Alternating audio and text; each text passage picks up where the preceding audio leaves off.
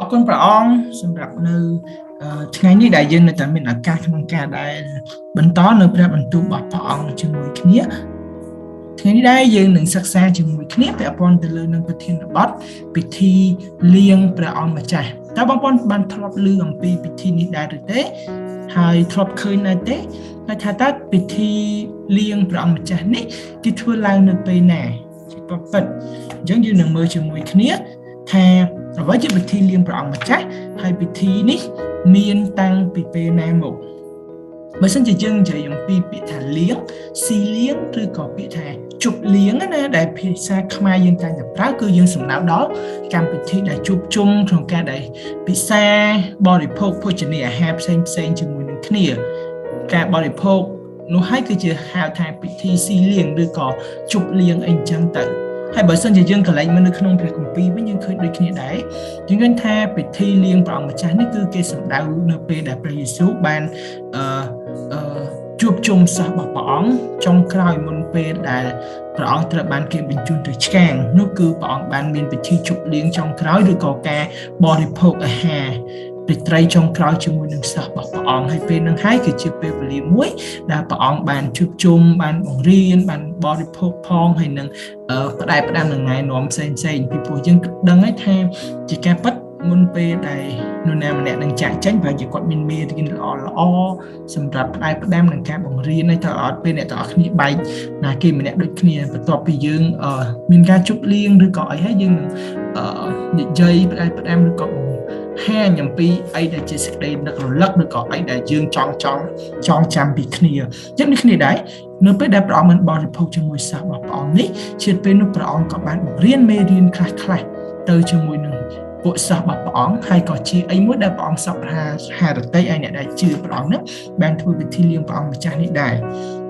អញ្ចឹងយើងនឹងមើលជាមួយគ្នានៅក្នុងកូរិនថូសខ្សែទី1ចំពុក11ខ23ដល់ខ26បានចែងថារីឯខ្ញុំបានជម្រាបបងប្អូននៅសេចក្តីណាដែលខ្ញុំបានទទួលពីព្រះអង្គម្ចាស់មកថានៅយប់ដែលព្រះអង្គម្ចាស់ព្រះយេស៊ូវត្រូវគេចាត់បញ្ជូនទៅឆ្កាងព្រះអង្គយកនំប៉័ងមកកាន់ព្រះអង្គអរព្រះគុណព្រះជាម្ចាស់ហើយកាច់នំប៉័ងនោះទាំងមានបន្ទូលថានេះជារូបកាយខ្ញុំដែលត្រូវបូជាសម្រាប់អ្នករាល់គ្នាចូលធ្វើដូច្នេះដើម្បីរំលឹកដល់ខ្ញុំលុះជប់លៀងរួចហើយព្រះអង្គធ្វើតាមបែបដដែលព្រះអង្គយកពែងមកកាន់ទាំងមានព្រះបន្ទូលថានេះជាពែងនៃសម្ព័ន្ធមេត្រីថ្មីចងឡើងដោយលោហិតរបស់ខ្ញុំគ្រប់ពេលដែលអ្នករាល់គ្នាពិសាចូលធ្វើដូច្នេះដើម្បីរំលឹកដល់ខ្ញុំរៀងរាល់ពេលដែលបងប្អូនពិសានំប៉័ងនិងពិសាពីពេលនេះបងប្អូនប្រកាសអំពីព្រះអង្គម្ចាស់សោយទីបង្គត់រហូតដល់ព្រះអង្គយាងមកវិញនៅក្នុងកូរិនថូសខ្សែទី1ចំពុក11ខ23ដល់ខ26អញ្ចឹងពិធីលៀងព្រះអង្គម្ចាស់យើងអាចមើលឃើញថាមានអាហារពីរប្រភេទដែលព្រះអង្គបានធ្វើជាមួយនឹងសិស្សរបស់ព្រះអង្គគឺទី1គឺនំប៉័ងហើយទី2នោះគឺជាការពែងដែលក្នុងនោះជាស្រាទំពាំងបាយជូរអញ្ចឹងព្រះអង្គបានធ្វើគេដែលក្នុងកាពីបានប្រាប់យើងថាដំបូងនោះគឺព្រះអង្គបានយកនំប៉័ងមកហើយព្រះអង្គអរគុណព្រះអង្គហើយព្រះអង្គបានប្រាប់សិស្សថាបង្ហាញនំប៉័ងឲ្យប្រាប់សិស្សថានេះគឺជារូបកាយដែលព្រះអង្គនឹងត្រូវបូជាសម្រាប់អ្នករាល់គ្នាមានន័យថាសម្រាប់ទាំងសិស្សសម្រាប់មនុស្សទាំងអស់ហើយបន្តមកទៀតព្រះអង្គបានយកពែងស្រាទំពាំងបាយជូរហ្នឹងយកមកឲ្យព្រះអង្គបានប្រាប់ថានេះគឺជាសម្ព័ន្ធមេត្រីថ្មីដោយព្រះលោហិតមានន័យថាឈាមរបស់ព្រះអង្គហើយព្រះអង្គឲ្យទាំងអស់គ្នាបរិភោគហើយព្រះអង្គបានមានបន្ទូលថាចូលធ្វើដូច្នេះដើម្បីរំលឹកដល់ខ្ញុំហើយថារាល់ពេលដែលយើងពិសានំប៉័ងនឹងពីពេលហ្នឹងគឺយើងប្រកាសអំពីការដែលព្រះគ្រីស្ទសោយទីបង្គត់រហូតដល់ព្រះអង្គមានបញ្ជូនមករស់ឡើងវិញអញ្ចឹងយើងអាចនិយាយបានថាពិធីលៀងព្រះអង្គម្ចាស់គឺយើងធ្វើដើម្បីនឹងរំលឹកអំពីព្រះអង្គម្ចាស់ព្រះយេស៊ូវគ្រីស្ទនៅកូរិនថូសខ្សែទី1ចំពុក11ខ24ព្រះអង្គមានបន្ទូលថាចូលធ្វើដូច្នេះដើម្បីរំលឹកដល់ខ្ញុំតើរំលឹកអំពីអ្វីបាទអញ្ចឹងយើងឃើញថាដូចពិធីបុណ្យជាមួយទឹកអញ្ចឹងយើងឃើញថាព្រះអង្គចង់ ប្រើអ្វីដែលអាចមើលឃើញដើម្បីពន្យល់យើងឲ្យសេចក្តីជំនឿរបស់យើងមានការកើនឡើងអញ្ចឹងព្រះអង្គបានជ្រើសរើសយកនំប៉័ងហើយនិងស្រាទំពាំងបាយជូរនៅត្រង់កន្លែងនេះគឺព្រះអង្គចង់រំលឹកគេអំពីការសុគតរបស់ព្រះអង្គចង់រំលឹកប្រាប់គេថាព្រះអង្គបានលះបង់រូបកាយលះបង់សាច់ឈាមរបស់ព្រះអង្គនេះដើម្បីនឹងសុគតនៅលើឈើឆ្កាងហើយក៏ស្រាទំពាំងបាយជូរនោះគឺតំណាងអំពីលោហិតមានន័យថាឈាមរបស់ព្រះអង្គគឺមានន័យថាព្រះអង្គនឹងលះបង់ព្រះអង្គនឹងបូជាទាំងសាច់ឈាមព្រះអង្គនោះគឺដើម្បីនឹងសុគតនៅលើឈើឆ្កាងហើយការសុគតការលះបង់របស់ព្រះអង្គនេះគឺដើម្បីនឹងមនុស្សរាល់គ្នាមនុស្សដែលមានបាបអញ្ចឹងហើយបានព្រះអង្គថាគ្រប់ពេលដែលពិសាចូលឲ្យនឹកចាំពីព្រះអង្គនឹកចាំ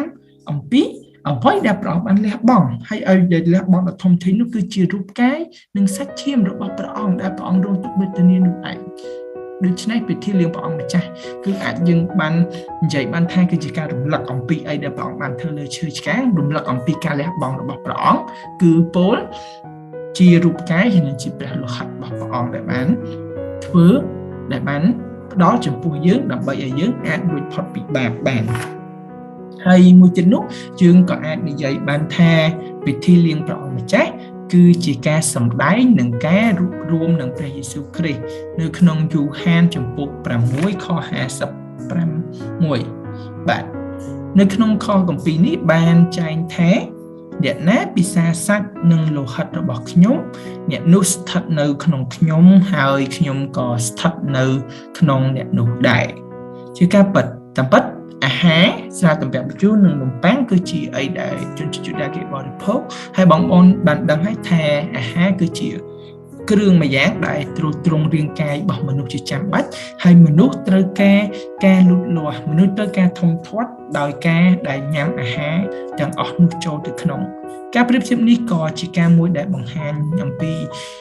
គ្រីស្ទបរិស័ទទាំងអស់ឲ្យដឹងថាជីវិតរបស់យើងគឺយើងត្រូវការរួមរស់ជាមួយនឹងព្រះអង្គយើងត្រូវការមានព្រះគ្រីស្ទនៅក្នុងជីវិតរបស់យើងម្នាក់ការដែលយើងញ៉ាំនំប៉័ងនិងសាច់ទំពាំងបាយជូរចូលទៅមិនមែនគ្រាន់តែរំលឹកអំពីសាច់ឈាមនិងរូបកាយដែលព្រះអង្គលះបង់ប៉ុន្តែក៏ជាការមួយដែលបង្ហាញថាយើងរួមជីវិតជាមួយនឹងព្រះអង្គយើងរស់នៅជាមួយនឹងព្រះអង្គដើម្បីឲ្យសេចក្តីជំនឿជីវិតខាងព្រលឹងវិញ្ញាណរបស់យើងមានការរីកចម្រើនមានការលូតលាស់នោះគឺ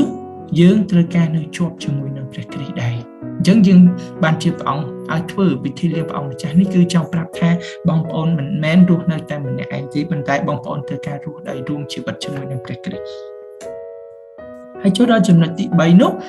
យើងឃើញថាពិធីលៀងព្រះអង្គម្ចាស់ក៏ធ្វើឡើងដើម្បីនឹងសម្ដែងពីការរួបរวมជាមួយនឹងអ្នកមានបាបផ្សេងទៀតដើម្បីរំលឹកពីការអត់ទោសរបស់ព្រះអង្គចំពោះមនុស្សមានបាបតែ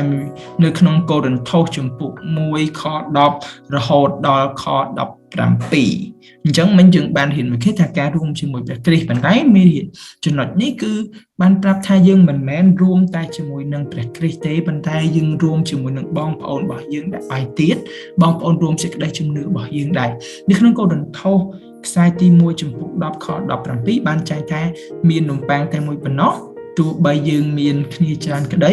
ក៏យើងរួមគ្នាមកជារូបកាយតែមួយដែរព្រោះយើងទាំងអស់គ្នាបានទទួលចំណែកពីនំប៉័ងតែមួយអញ្ចឹងនៅត្រង់ចំណុចនេះគឺជាការមួយដែលបង្ហាញថាយើងរួមជាមួយអ្នកដែលជឿបងប្អូនរបស់យើងដែរទៀតដែលជាមនុស្សមានបាបដូចគ្នាយើងជួបជុំគ្នាយើងចង់រំលឹកចង់បង្ហាញប្រាប់គ្នាទៅវិញទៅមកថាយើងទាំងអស់គ្នាសុទ្ធតែជាមនុស្សដែលមានបាបយើងទាំងអស់គ្នាត្រូវការអត់ទោសមកពីព្រះអង្គហើយអាការអត់ទោសទាំងអស់ដែលយើងទទួលបានពីព្រះអង្គនោះគឺតាមរយៈព្រះយេស៊ូវគ្រីស្ទក្នុងខ12បានប្រើពាក្យថាចំណែកនំប៉័ងតែមួយចំណែកនំប៉័ងនោះគឺចង់សំដៅដល់រូបកាយរបស់ព្រះគ្រីស្ទយើងទាំងអស់គ្នាសុទ្ធតែទទួលបានការអត់ទោសពីព្រះគ្រីស្ទជាម្ចាស់នៃយើងដែលបានលះបង់រូបកាយរបស់ព្រះអង្គមកកាន់យើងរាល់គ្នាអញ្ចឹងការជួបជុំបានរំលឹកយើងបានប្រាប់ថាយើងមិនមែនជាមនុស្សដែលល្អពិសេសអីទេការជួបជុំគ្នាធ្វើពិធីលៀងព្រះអង្គម្ចាស់រំលឹកយើងដាស់តឿនយើងប្រាប់ថាយើងជាមនុស្សមានបាបយើងស័ក្តិសមនឹងការទទួលទោសប៉ុន្តែព្រះអង្គបានទទួលទោសជំនួសយើងត្រូវបានការអត់ទោសមកពីព្រះអង្គអញ្ចឹងរំលឹកគ្រប់ពេលដែលយើងបានបរិភោគនំប៉័ងនិងស្រាទំពាំងបាយជូរនឹងទៅគឺប្រាប់ថាយើងមានបាបហើយហេតុនោះហើយបានជា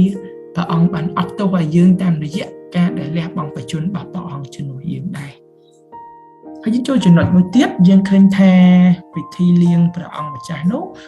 ក៏ជាការមួយដែលសម្ដែងពីការរៀបចំចិត្តគំនិតឲ្យបានត្រឹមត្រូវមុនពេលដែលយើងនឹងការបរិភោគនំប៉័ងហើយស្រាទំពាំងបញ្ជូរនឹងឯងនៅក្នុងកូរិនថូសខ្សែទី1ចំពុក11ខ28បាទខកពីនេះបានចែងថាដូច្នេះម្នាក់ត្រូវពិច័យមើលចិត្តគំនិតរបស់ខ្លួនឯងសិនសឹមពិសានំប៉័ងនិងពិសាពីពេករបស់ព្រះអង្គម្ចាស់បងប្អូនអើយទោះបីជាព្រះអង្គបានលើកពីនំប៉័ងហើយស្រាទំពាំងបញ្ជូរគ្រាន់តែជាគំរូគ្រាន់តែជាឧទាហរណ៍ជានិមិត្តរូបមួយនៃរូបកាយនៃព្រះលោហិតរបស់ព្រះអង្គក៏ដោយប៉ុន្តែការធ្វើនោះមិនមែនជាការលេងសើចទេការធ្វើនោះមិនមែនគ្រាន់តែជាការមួយដែលបង្ហាញឲ្យគេឃើញឬក៏ធ្វើឲ្យមានភាពអធិកអធមទេប៉ុន្តែក៏ជាពេលវេលាមួយដែលបងប្អូនទាំងអស់គ្នាមានការឆ្លុះបញ្ចាំងជាពេលវេលាមួយដែលបងប្អូនទាំងអស់គ្នាមានការដែលគិតអំពីអ្វីដែលជាភាពនៅខាងក្នុងរបស់បងប្អូនទាំងអស់គ្នាហើយព្រះអង្គចង់ឲ្យយើងគិតមិនមែនគ្រាន់តែបរិភោគហើយបើមិនជាបងប្អូនបរិភោគហើយយើងអត់ចាំបាច់ធ្វើពិធីនឹងទេប៉ុន្តែគ្រប់ពេលដែលបងប្អូនបរិភោគនំប៉័ងនោះហើយនឹងលោហិតនោះសូមគិតពីគំនិតបងប្អូនថាបងប្អូនពិតជាទទួលជឿឬអត់ទទួលស្គាល់ថាខ្លួនជាមនុស្សមានបាបឬអត់តើបងប្អូនបានធ្វើអីគេខ្លះដែលខុសជាមួយនឹងព្រះអង្គតើព្រះអង្គមានការអត់ទោសយ៉ាងណាចំពោះយើងតើព្រះអង្គមានការលះបង់ច្រើនយ៉ាងណាចំពោះជីវិតរបស់យើងទាំងអស់គ្នាសូមពិនិត្យមើលខ្លួនឯងហើយពិនិត្យមើលថាតើយើងបានសម្រេចចិត្តជឿលើព្រះអង្គអត់ជឿ